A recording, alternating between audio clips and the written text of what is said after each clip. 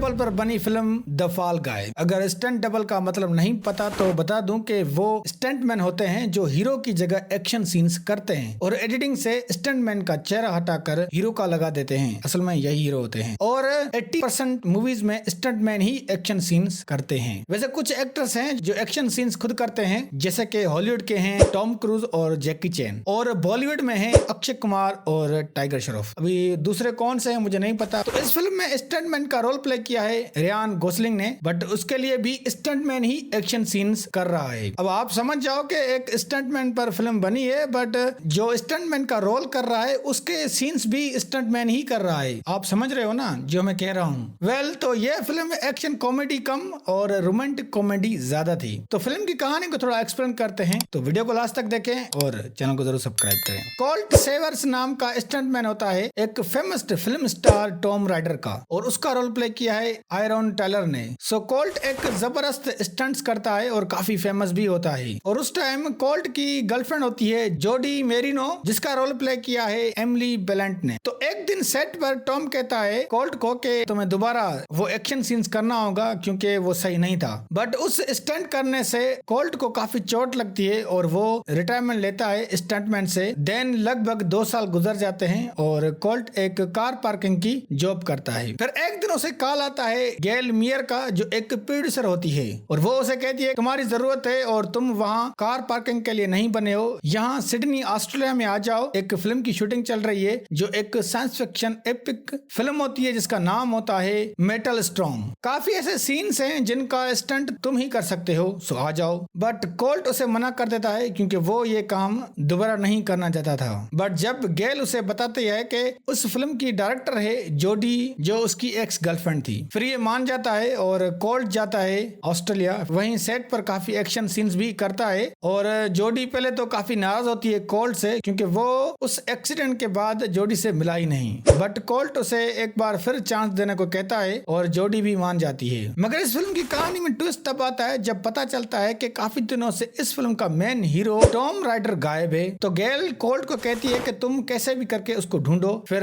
Colt भी मान जाता है और वो ढूंढना शुरू कर देता है। पहले कोल्ट जाता है टॉम के रूम में, फिर एक क्लब में जाता है और वहाँ कोल्ट कुछ ड्रग्स बेचने वालों को मारता है क्योंकि उन्होंने कोल्ट को ड्रग्स दिया था। फिर वो जाता है टॉम के होटल रूम में और वहाँ उसे एक लाश मिलती है जिसका नाम होता है हेनरी। फिर कोल्ट गेल को कॉल करता है और उसे सब कुछ बताता है कि भाई यहाँ पर लाश है, और कोल्ट अब ये बात पुलिस को भी बताने वाला होता है, पर गेल उसे मना कर देती है और फिर कहती है कि अब तुम्हारा यहाँ कोई काम नहीं है, तुम वापस चले जाओ यूएसए। बट उस टाइम पुलिस आ जाती है और कोल्ट उनको रूम में वो बॉडी दिखाने जाता है, पर वो अब बॉडी वहाँ नहीं थी। वेल, कोल्ट वापस आता है सेट पर और वहाँ पर फिर गेल मिलती है उसे और उसे कहती है कि मैंने टिकट्स बुक करवा ली हैं और तुम वापस चले जाओ। बट कोल्ट नहीं जाता और टॉम की तलाश करता रहता है। फिर कोल्ट को टॉम का फोन हाथ लग जाता है और फिर कोल्ट डैन ट्रैकर से मिलता है जो उसका बेस्ट फ्रेंड होता है और एक स्टंट कोऑर्डिनेटर भी होता है। तो कोल्ट उसकी हेल्प लेता है। फिर ये दोनों फोन को अनलॉक करने की कोशिश करते हैं पर वो नहीं होता। देन ये दोनों जाते हैं टॉम के फ्लैट पर जहां वो फोन को अनलॉक करते हैं क्योंकि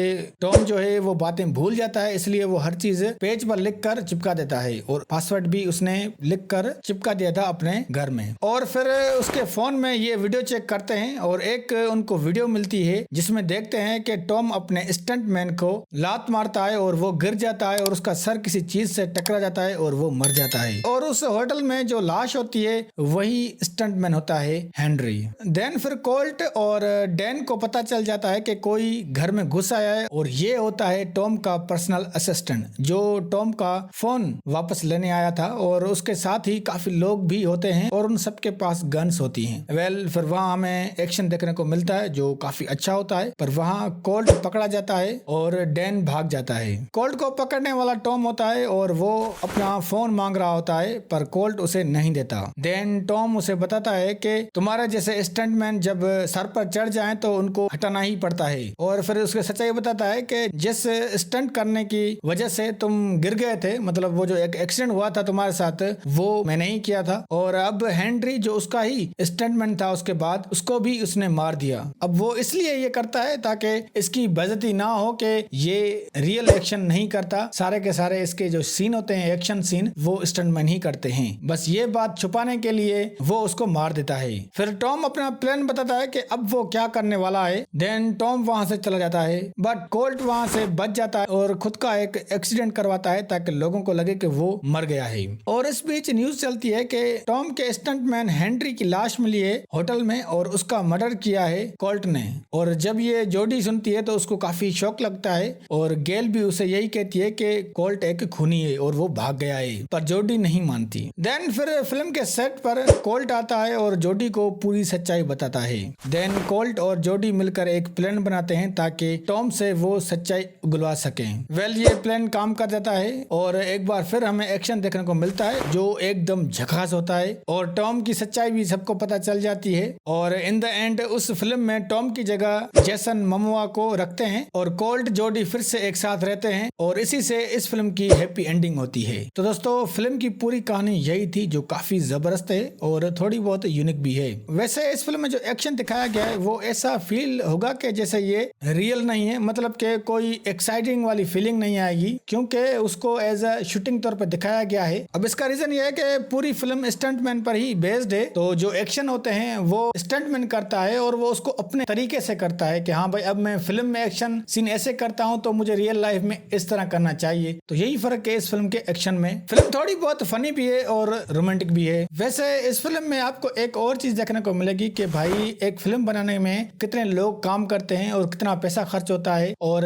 हर एक चीज कितनी इंपॉर्टेंट होती है, ये इस फिल्म में आपको देखने को मिलेगा जो एक सेंस भी देता है। तो फिल्म अच्छी है, देखने लायक है क्योंकि फिल्म के अंदर एक्शन दिखाया गया है वो भी अच्छा है। दूसरा के फिल्म के अंदर सॉन्ग सुनने को मिलेंगे वो भी बहुत ही अच्छे हैं। अगर फिल्म देखने जाते हो तो भाई देखो और मजा लो। फिल्म थोड़ी यूनिक है जिसकी वजह से ये फिल्म बोरिंग बिल्कुल नहीं है। तो मैं इस फिल्म को रेटिंग दूंगा 10 में से 7। और अगर आपने ये फिल्म देखी है तो आप कमेंट्स करके बताएं कि आपको ये फिल्म कैसी लगी। और अगर चैनल पर नए हो तो प्लीज चैनल को सब्सक्राइब कर दें और वीडियो को जरूर लाइक करें।